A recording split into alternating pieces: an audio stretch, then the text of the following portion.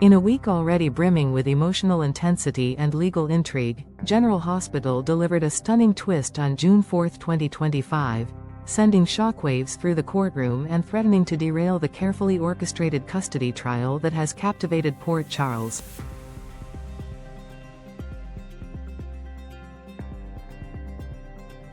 What began as a standard legal proceeding evolved into a chaotic showdown of secrets, manipulation, and long-buried truths as several key players were forced to face uncomfortable realities, some of which could alter their lives forever.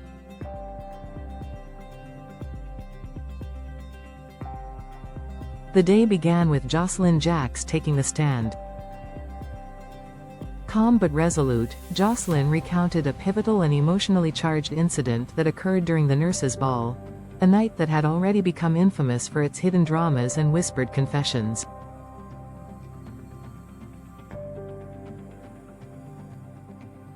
Her testimony detailed a confrontation between Willow Tate and Drew Kane, one that, by all appearances, placed Willow in a compromising light.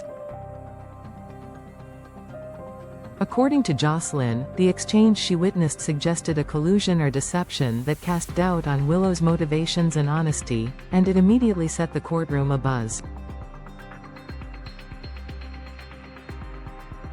Her credibility as a witness, bolstered by her direct, passionate delivery, gave the prosecution early momentum and painted Willow as someone not entirely truthful in her dealings.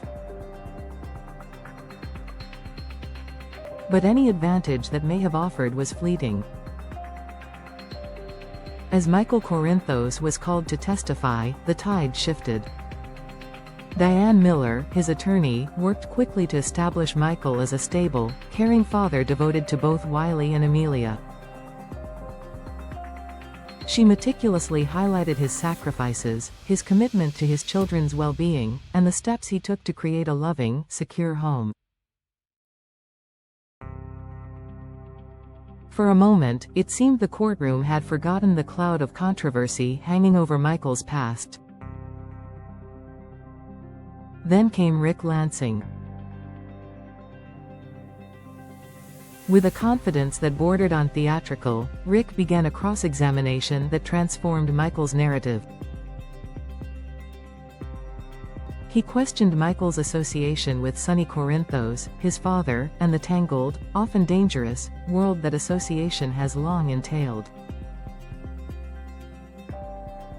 Rick's line of inquiry forced Michael to relive past traumas, most notably the involuntary manslaughter charges that had once threatened to ruin him, and linked those experiences to his fitness as a parent. Each question Rick posed chipped away at the composed facade Michael presented. In Rick's skilled hands, Michael's strength became a liability, and his past sins a lens through which to question his parental judgment. Still, it wasn't until Sasha Gilmore was summoned to testify that the proceedings took an irrevocable turn. As she took the stand, all eyes locked on her. The tension in the room rose palpably.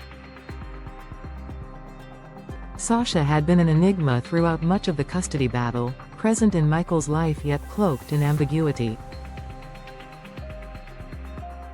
Rick, recognizing her emotional fragility, approached with a tactful but relentless line of questioning. He veered away from the case's legal core and began probing Sasha's personal life, focusing on a night at the Brown Dog Bar. His questions shifted from the abstract to the intimate. Who had she gone home with? What had happened? When had she last been with Michael? Though Diane objected frequently, the judge allowed Rick to proceed, citing relevance to Michael's character and the emotional environment surrounding Amelia's conception. The pressure became too much. Sasha, her voice trembling but her words unmistakable, finally confessed. Michael was the father of her unborn child. The courtroom gasped. Not because it was an unimaginable scandal, Port Charles had seen its share, but because of what this revelation meant for the trial. The revelation tore through the case's foundation. Up until that point, Rick had portrayed Michael's household as unstable, an amalgam of past crimes, dangerous affiliations, and emotional manipulation. Now, he had a trump card, a secret relationship that called into question not only Michael's credibility but also his honesty with the court and with Willow, the woman fighting him for custody.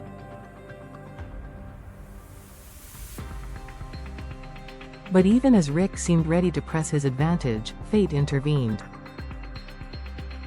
Just moments after her confession, Sasha clutched her stomach, a pained expression sweeping across her face.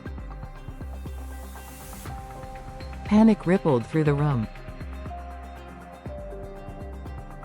Sasha cried out, breathlessly, that she was in labor. The courtroom descended into chaos. Bailiffs called for paramedics, Diane rushed to her client's side, and Rick stood momentarily frozen, as if realizing his victory had been stolen by the very witness who had just handed him the upper hand. Ironically, the woman Rick was defending, Willow, was the first to move. Without hesitation, she pushed past stunned onlookers and reached Sasha's side.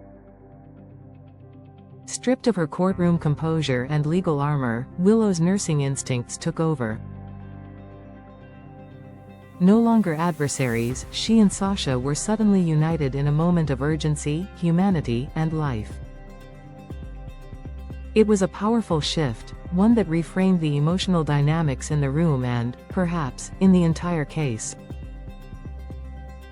As paramedics arrived and wheeled Sasha out, a somber quiet fell over the courtroom. The trial had reached a boiling point, only to be interrupted by the primal reality of birth and the fragility of life. Judges, lawyers, and spectators alike were left to process what had transpired, knowing that nothing could return to how it had been before the day began. What happens next remains uncertain. Will the court resume immediately, or will the emotional fallout require a temporary pause? Will Sasha's delivery further complicate the case? And will Willow's instinctive compassion toward Sasha shift the judge's perception of her maternal capabilities? In a town where motives are often masked and loyalties fluid, these questions loom large. One thing is clear: the courtroom battle for Wiley and Amelia is no longer just about custody. It is about legacy, identity, and truth that can't be contained within legal arguments or cross-examinations. As June 5 approaches, Port Charles stands on the edge of another defining moment, and the outcome may depend not on who fights the hardest, but on who shows the most heart when it matters most.